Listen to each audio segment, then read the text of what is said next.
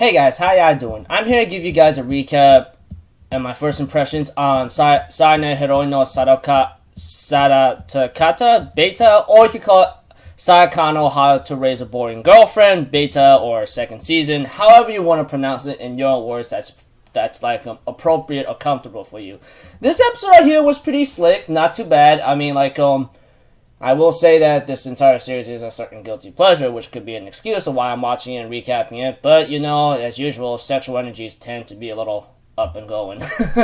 just saying the facts out there for certain boys and men in general. Anyways, despite me being an idiotic Dumbo who's rambling on, I'm here to give you guys a recap on episode 1 and what I thought about it. So, if anything else, let's go. At the beginning, you know, it's just like working on the game, trying to figure out what's up. How editor Spencer Saramura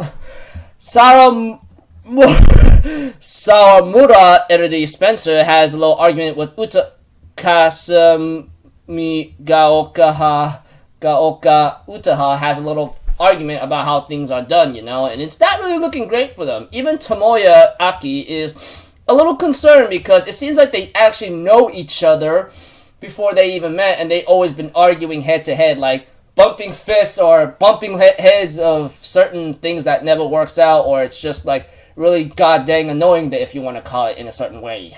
So of course, like Megumi does ask Tomoya to like read out a certain line, you know, and it seemed to be a little funny in a way where Tomoya was called a freaking deftone freaking protagonist or something, you know? Hilarious. Anyways, I guess you could say that we go back 1 year, back in time that is, of how these two met in a certain way. Although Utaha is actually happy to see Tomoya actually giving out some high thoughts for a book, you know, of course she ends up meeting editor Spencer around the stairway, and they end up having this little bickering about Tomoya, you know? Aki, which it seems like Italy is the one that started it, you know, as she knows that Utaha is just like, hey out Tomoya, and warning her that you should stay away from that Dumbo because he's just causing trouble and he will just ruin your recognition or popularity in other cases. However, after a certain argument here and there, Utaha reveals her identity to editor Spencer in a certain way, and she was actually shocked in a certain way to think that she's the one that made the book Lover's Metronome or something, however you want to call it, you know, that kind of thing. Of course, we do see a backstory or past time in that 1 year where editor Spencer's really surprised, you know. And, you know, Utaha was trying to get some information out of, like, Tomoya about, like, editor Spencer or Saramura-san. And it seems like, to me, it got a little, like, hectic here and there as Tomoya tells Utaha everything that she's just putting up an act right now, and she's actually a spoiled, selfish brat in a certain way, and she's actually holding this past grudge against me. And Utaha was pretty upset, you know. I'm thinking about well, she's scary, alright. You have no idea how ticky she could be in many ways to one. And that is the one concerned fact. Those who even watch Saenai, if it's your guilty pleasure that is, and for your kind of thing, we have to with that Utaha can be very scary in a certain way. Of course, she ends up figuring out editor Spencer's identity, you know, by going to her personal space in an art club room and looking up her name and her signature, and she has a little small talk with her the next morning, you know. And it seems like to me they end up exchanging a couple like possible insults or possible compliments against each other, while editor is just doing her drawings and so forth after what happened with Tomoya, you know, and she's just doing it for revenge, while editor Spencer tells Utaha off like you're just using your techniques to manipulate people and just make their feelings into a conflicted part. So I just go like, okay, so what are you guys trying to get at here? Although they do share some similarities of revealing their true identities and feelings about each other for their identities as famous people, like Saramura-san, the famous doujinshi pornography drawer, you know, while Utaha is just a book writer of a light novel, you know, that kind of thing, etc.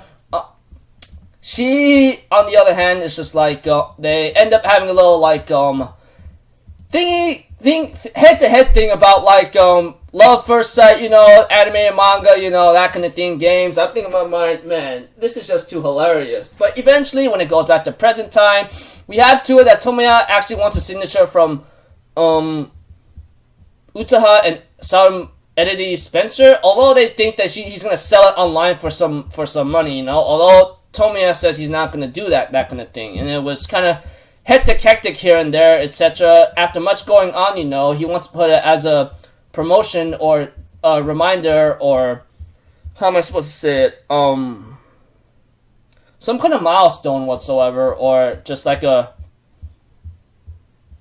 don't know, I forgot. But whatever the case may be, Megumi actually won one too, you know, and therefore they decided, okay, we'll get you one, that kind of thing.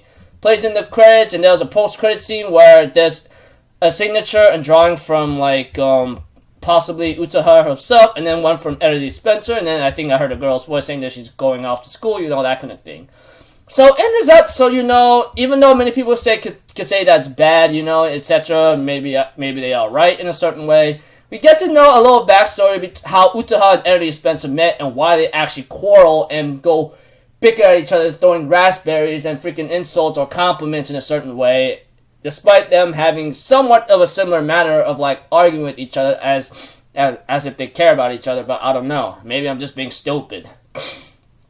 But we do get to know a backstory how they met and how things kind of got a little sour in between them and why it's still sour now. Of course, I won't deny, I feel like Eddie Spencer's the one that started it all or something by telling her off in a certain way, and it got a little hectic here and there. Just being honest to you with the fact on that. So, overall, pretty cool episode in a certain way. Glad to know how they actually met and why are they still bickering with each other in a certain way, despite knowing that Uta and Eddie Spencer have a little small talk with each other on that roof in the backstory or something.